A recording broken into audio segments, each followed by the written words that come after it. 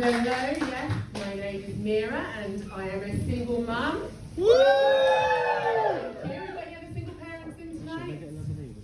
Yeah, it's a fucking mission to get out, to be honest. I literally nearly cried when I found out this morning that nurseries were staying open. I was thank God. Thankfully tonight, my mum, Grandma's looking after my son, and I feel very confident when Grandma's got him, all good. His grandpa, on the other hand, is a little bit of a mixed bag of racism, sexism, and Werther's originals. And you can't give a 2-year-old a Werther's original. So, yeah. My son is 2 years old, and we were coming home from nursery this week, and I said, "So, did you have a nice time? What did you do today?" And he looked up at me with a big, cheeky grin, and he said, "I got my willy out." Yeah, I'm starting to think that my clothing optional lockdown last time wasn't the best plan. I'm going to keep the clothes on next time. Trying to. Because I'm also a retired porn star. Do we have any other retired porn stars? No, I wish. I have to say, you know, the dick pics you guys send on Tinder, they don't count. I've received a few of them in my time. Yeah, I guess I'm kind of in the process of like coming out about it, you know, like telling my story. The problem I have at the moment is that I haven't actually got up the courage to tell my mum yet. I'm telling your mum now, but I haven't told my mum. It's just that she'd just be so. Oh, fucking hell, she'd be so jealous. It's been on her bucket list for years. My dad, on the other hand, #1 fan.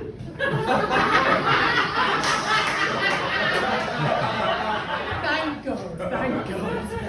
He does know about it, and when he found out, he rang me up on the house phone back in the day. He rang me up and he said, "Amy," that was my name then, he said, "Amy, I don't think you thought about the family, but I still love you." Isn't that nice? That is nice. But it's also true. I mean, I don't think about my family when I'm fucking. I know, I have met a few guys, you know, they've admitted to me that sometimes they have to think about their granny's boobies or something when they're having sex. You know, if I had that issue, I could probably, after 2 years of breastfeeding, just look down, but what to do? No, potentially, you know, women can have multiple orgasms, can't they? Potentially, I think is there, isn't it?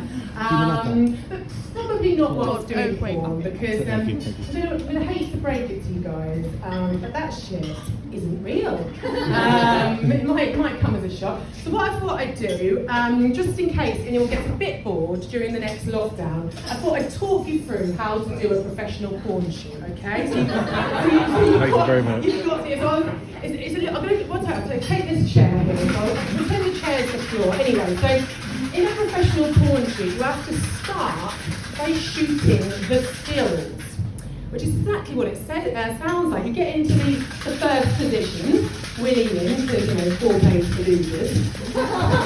Who's agreeing? And then you just stay still. You have to do a few poses in each position. So you move through the positions, you're not fucking, you're just getting into position, staying still, doing your positions. You get to the end. And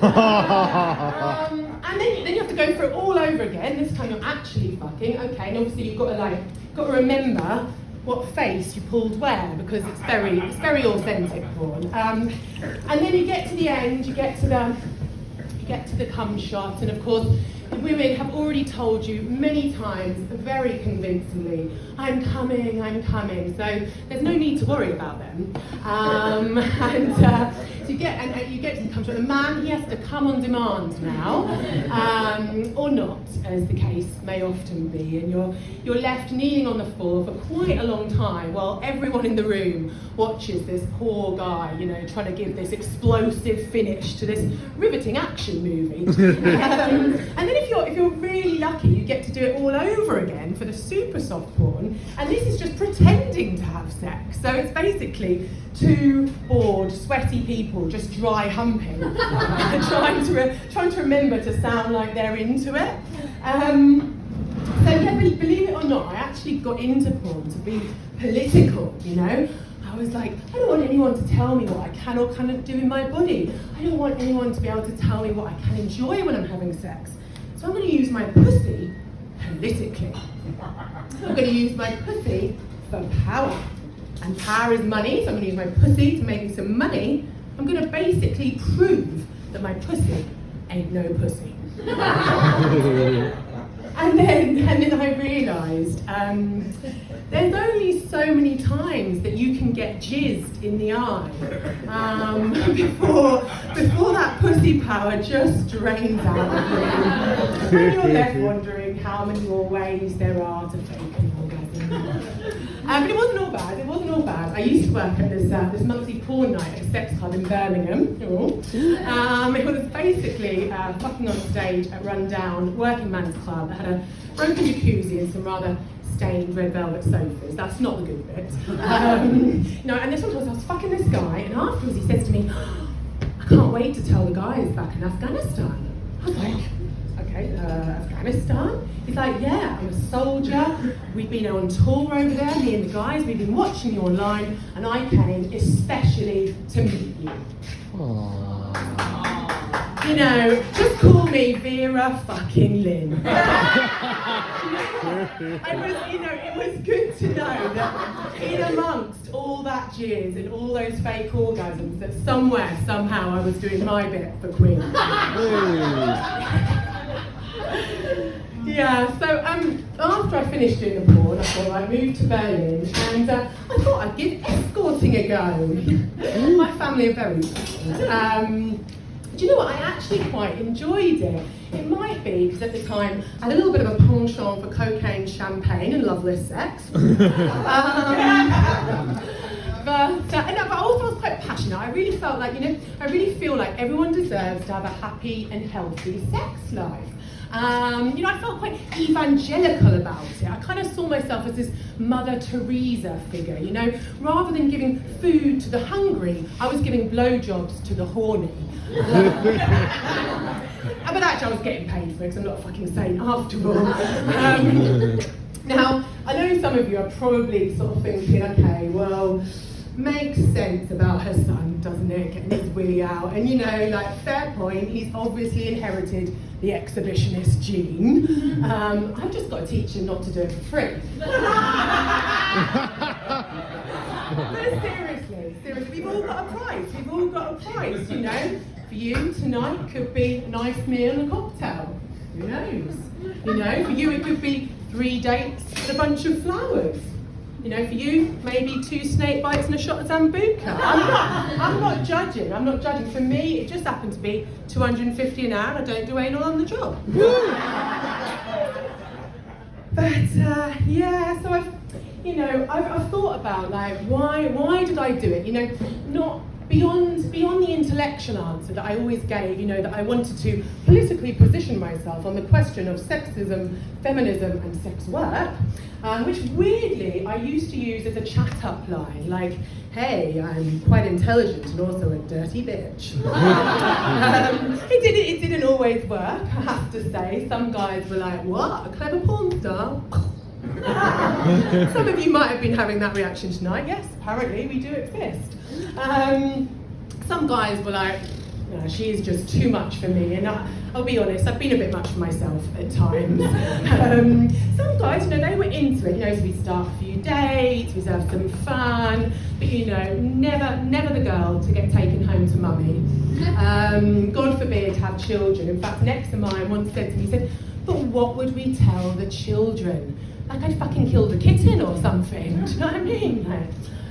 Anyway, but no, I've really thought about it. I've done a few ayahuasca ceremonies, I've done some soul searching. I think on the deepest level, it's because I've got a really greedy vagina.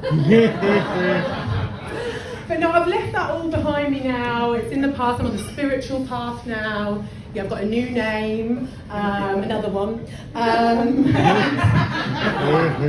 Just move through them, and it's interesting because, like when you're a stripper or a porn star, you kind of like choose a name to like show off certain personality traits, characteristics. Well, it's the same with a spiritual name. So my name's Meera, and it means mystic woman. Ooh. And I'm a bit psychic, so it works. So just to finish, I thought I'd just see if I could gauge anything from the room, okay? Okay, there's definitely one person that just got stuck at porn isn't real. So whoever that is, I'm sorry that we lost you. We're nearly finished now. It's been a long set for you. A few more that just trying to find that porn stars can be clever. Yeah, okay, keep processing that. You can go back to your socially acceptable sexual objectification of women very shortly, no problem. Okay, there's at least one woman in here who's thinking, $2.50 an hour and I don't have to do anal.